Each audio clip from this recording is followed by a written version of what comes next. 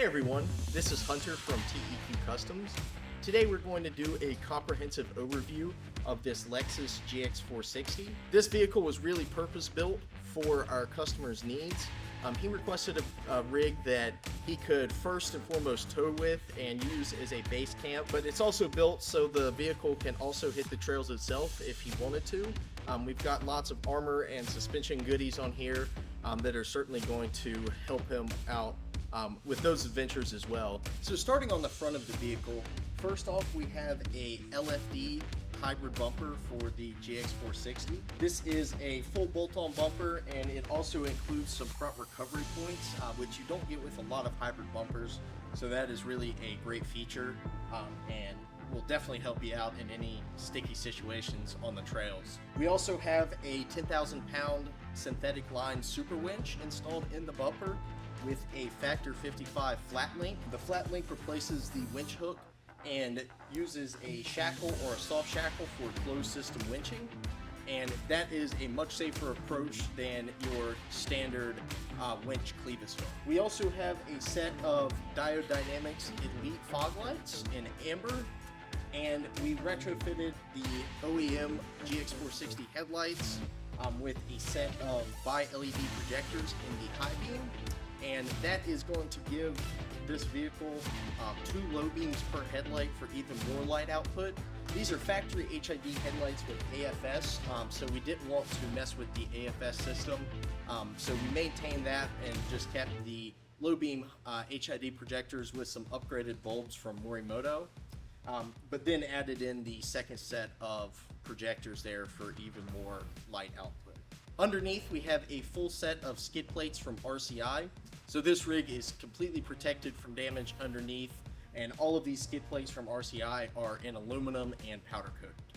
Up here in the engine bay, we started out up front with a transmission cooler to help keep transmission temperatures down while towing. We also added some billet battery terminals from TEQ. These have a lot more attachment points for accessories, so it made the wiring a whole lot cleaner. And then moving on to this massive air setup we have going on here.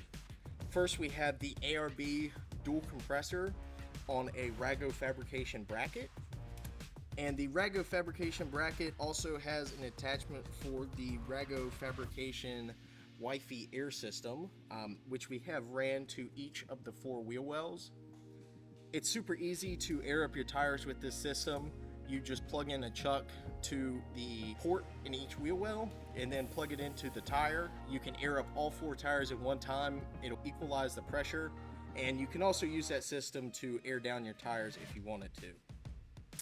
Up front we also have a ARB manifold for the rear locker.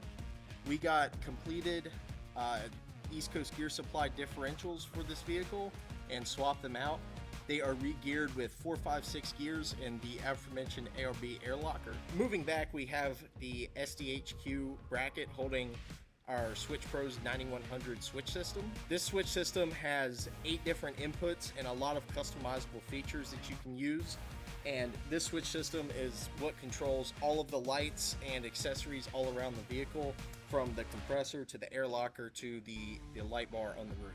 Moving on to the inside of the cab, we first have the controller for the Red Arc Tow Pro Elite trailer brake controller. That is going to allow him to safely stop the trailer when he's towing the Razor. Just an added level of safety there. Also, on the theme of towing, we added a scan gauge on a steering column mount, and this scan gauge is programmed by us to read transmission temperature. For additional communication, we also installed a Midland GMRS radio.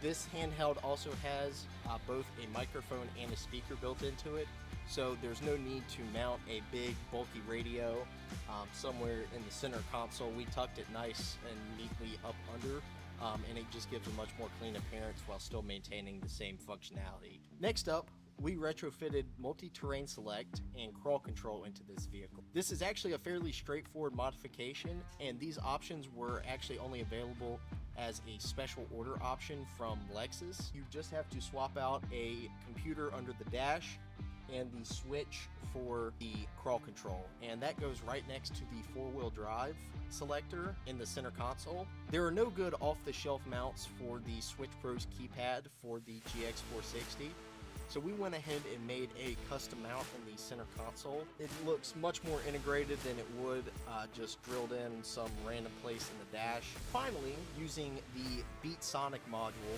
we added Apple CarPlay to the stock head unit. The vehicle was brought to us with the suspension already on there.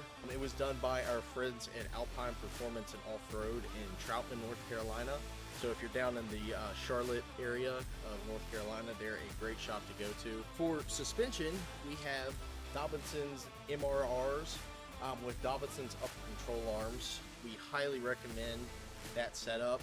It has about a 2.5 inch lift in the front and a 2 inch lift in the rear, and it is set up to hold the extra weight of the bumper and winch that we put on the front.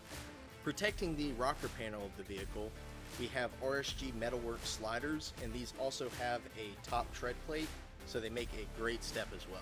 Up top, we have our customer supplied roof rack with an OBS 270-degree awning mounted to this roof rack with Prinsu awning brackets. For auxiliary lighting, we first have 8 Diode Dynamics rock lights. We have one fore and aft of each wheel, and that gives a really nice coverage without creating shadows. On top of the roof rack, we have a Baja Designs OnX 6, and on the rear of the roof rack, we have a set of Diode Dynamics SS2 pods set up to be either auxiliary reverse lights or provide some more lighting when you are set up at camp. For the wheel and tire setup, we have a set of 4 Relations Race wheels RR5H with the hybrid beadlock ring and 285 7017 Falcon Wild Peak AT3Ws. We have a Bison Gear rear table that we installed on the rear hatch. This table just folds up and folds out super easy, and it also has a molly panel on the back to store your gear. We also installed one of our TEQ Customs rear differential breather extension kits. And what this does is relocates the breather, which is typically just right on top of the rear axle, up to somewhere like the taillight or gas tank. We put it in the gas tank this time, but this is a really great $30 mod that can save you thousands of dollars, especially if you do water crossings or you live in an area with high rust.